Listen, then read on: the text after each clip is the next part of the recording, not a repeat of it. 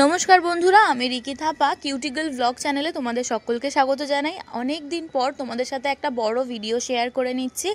এই ভিডিওটা হচ্ছে পয়লা বৈশাখের ভিডিও। শুভ পয়লা বৈশাখ। তো কেমন আছো সবাই? এই গরমে একটা সুন্দর কালবৈশাখীর শুভেচ্ছা জানাই, কারণ প্রচণ্ড গরম। আর এই কালবৈশাখীর প্রাককালে আমরা কালবৈশাখী বলবো, কারণ সামান্য ঝড় উঠছে আমাদের এখানে। তো কেমন আছো বন্ধুরা আগে বলো, একটু কমেন্ট করো। ভালোই তো দেখছি তোমরা লাইক করছো, কিন্তু আবার ক্যান্সেল করছো, আমি দেখতে পাচ্ছি অনেকেই আছো। তো কমেন্ট করো। আজকের এই শুভ দিনটা আমরা কিভাবে সারাদিন কাটালাম আমি আমার হাজব্যান্ড, সেই ভিডিওই তোমাদের সাথে আমি শেয়ার করে নিচ্ছি। আজকে যেহেতু পয়লা বৈশাখ আর সামনেই ঝাড়া বাঁধতে হবে, তো এই পয়লা বৈশাখের দিনে আমি আর আমার হাজব্যান্ড মিলে একটা সুন্দর তুলসী মঞ্চ কিনে নিয়ে এসছে আমার হাজব্যান্ড গিয়ে পছন্দ করে। তো আমার নতুন ঘর আর কিছুদিন পরেই তোমাদের সাথে আমি ডিসক্লোজ করব। তো এখানে তুলসী মঞ্জুরি নিয়ে সেইটা নিয়েই আমরা আজকের দিনে গাছ বসালাম। দেখি প্রভু আমার ঘরে আসেন কি না, তুলসী মা আমার ঘরে আসেন কি না। তো সবেই বীজ দুজনে মিলেই বসালাম। আজকে পয়লা বৈশাখের দিনে আমি সুন্দরভাবে ভোরবেলা উঠে নিজেকে প্রিপেয়ার করে নিলাম, নিজেকে গুছিয়ে পরিষ্কার করে নিয়ে আমি তুলসী মঞ্চ স্থাপন করলাম।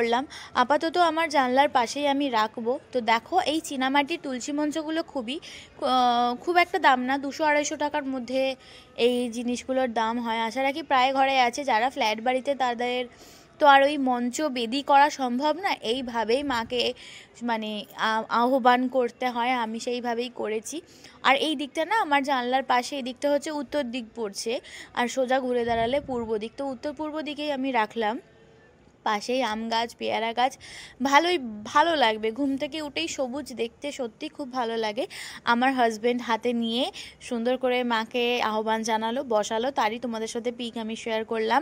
এরপর আমি চলে গেলাম আমার গপু সোনার কাছে। আমার গপুকে তোমরা অনেকেই দেখেছো, দেখে একটু রাধে রাধে কমেন্ট করে যেও।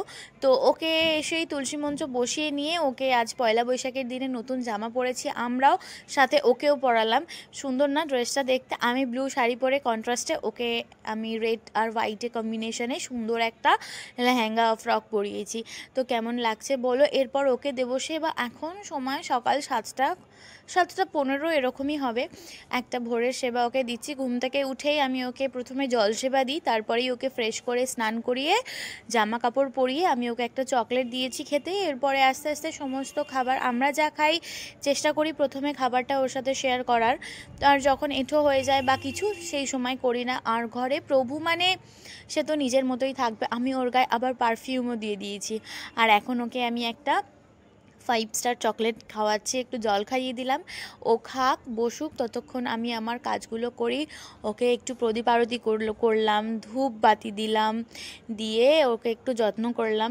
আর প্রভু ছাড়া জীবনে কী বা আছে? ওনার দ্বারাই সবটাই সম্ভব, ওনার দ্বারাই বেঁচে থাকা, এক একটা নিঃশ্বাস পড়া।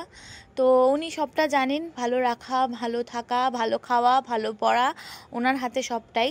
তো সেই আবদার নিয়ে না, প্রভুকে তো আর স্বয়ং যত্ন করতে পারবো না, তো এই মূর্তির মাধ্যমে প্রভুকে যত্ন করে নিলাম। আশা রাখি আমার ভিডিও তোমাদের ভালো লাগছে। তো আমার শর্ট ভিডিও কেমন লাগছে তোমরা জানিও, আর আমার প্রভুকে কেমন লাগছে তোমরা অবশ্যই জানিও। রাধে রাধে বলো। আমার প্রভুর সাথে আমি একটু সেলফি তুলে নিলাম। আর ভিডিও যদি ভালো লাগে অবশ্যই তোমরা like, comment, share, subscribe please করে যেও। আরও ভিডিও তোমাদের সাথে আমি শেয়ার করতে চাই, আরও চ্যালেঞ্জিং ভিডিও করতে চাই। আজকের মতো আসছি বন্ধুরা, খুব ভালো থেকো, সুস্থ থেকো। শুভ কালবৈশাখীর শুভেচ্ছা জানালাম। বারবারই বলছি, প্রচণ্ড গরম। যারা বাইরে আছে, যারা আউটডোরে কাজ করে, তাদেরকে অনেক ছাতা, জল এগুলো ক্যারি করার